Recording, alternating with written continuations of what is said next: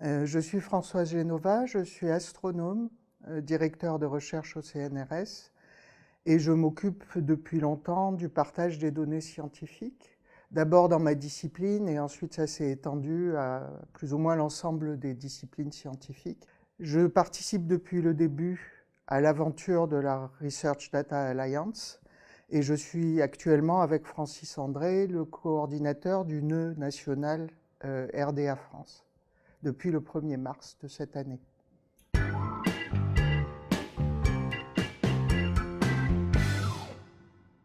La RDA fonctionne sur la base de groupes de travail et groupes d'intérêt qui abordent tous les sujets possibles liés au partage des données scientifiques. Il y a actuellement 93 groupes en activité.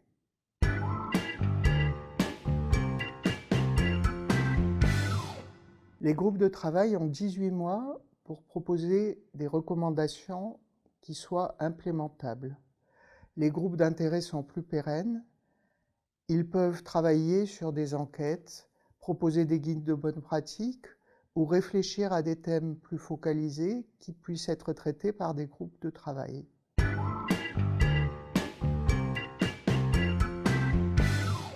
Les groupes peuvent couvrir une grande diversité de thèmes.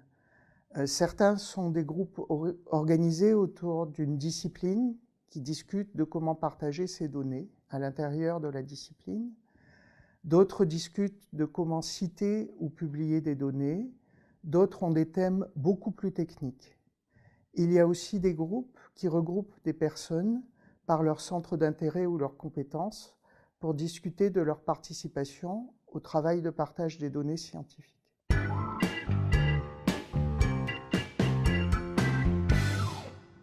Un des très bons exemples de l'impact de la RDA, c'est le domaine de l'agriculture.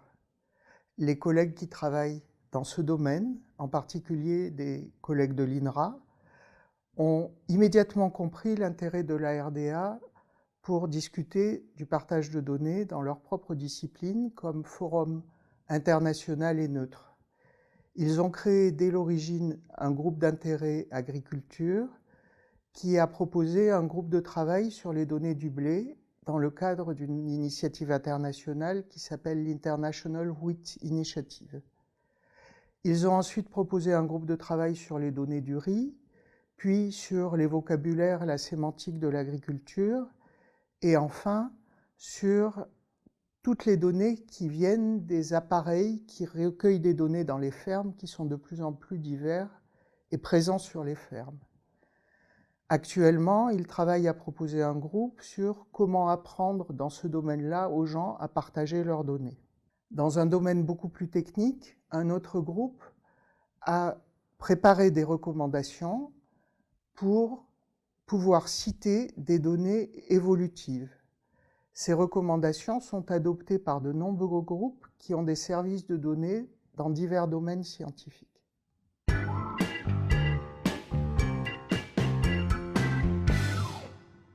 La certification des dépôts de données, c'est quelque chose d'extrêmement important parce que ça dit aux utilisateurs qu'ils peuvent avoir confiance dans les données qu'ils récupèrent à cet endroit-là.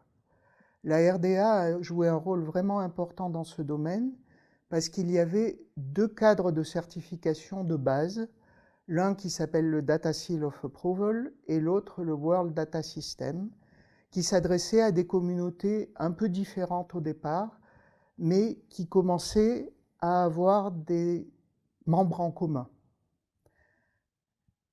La RDA a mis en place, en collaboration avec le WDS, un groupe de travail qui a permis de fusionner les cadres de certification et les méthodologies de certification.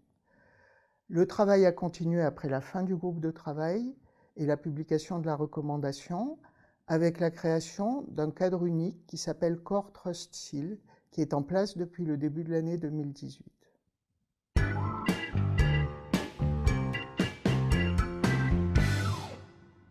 Quand on veut créer un nouveau groupe dans la RDA, il faut d'abord regarder ce qui existe et chercher s'il n'y a pas un groupe d'intérêt ou un groupe de travail qui fonctionne sur les mêmes thèmes. Si ça n'est pas le cas, il faut identifier des collègues intéressés à discuter de ce thème. Et pour cela, on peut proposer une session Bird of a Feather à une des plénières. L'idée, c'est de proposer un sujet pour une session, et cette session sera l'endroit où les personnes intéressées viendront voir et pourront se mettre d'accord sur un thème à traiter.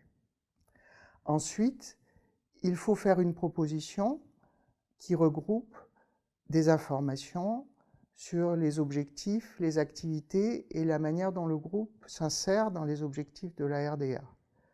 Il faut aussi arriver à constituer un groupe international, puisque c'est le fondement même de la RDA de travailler au-delà d'une région du globe donnée et de permettre des discussions internationales. La proposition est soumise à des commentaires. Toute la communauté est invitée à produire des commentaires.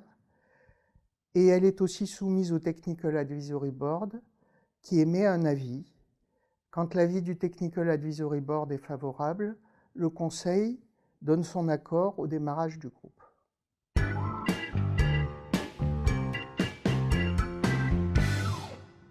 Les groupes ont une page web et une liste de diffusion. Ils s'organisent eux-mêmes pour savoir comment ils veulent fonctionner. En général, ils fonctionnent en échangeant des mails et en organisant des téléconférences. Les groupes sont invités à proposer des sessions pour les plénières de la RDA qui sont organisées tous les 6 mois. Et ils sont aussi invités à proposer des sessions conjointes avec d'autres groupes avec lesquels ils ont des sujets d'intérêt commun.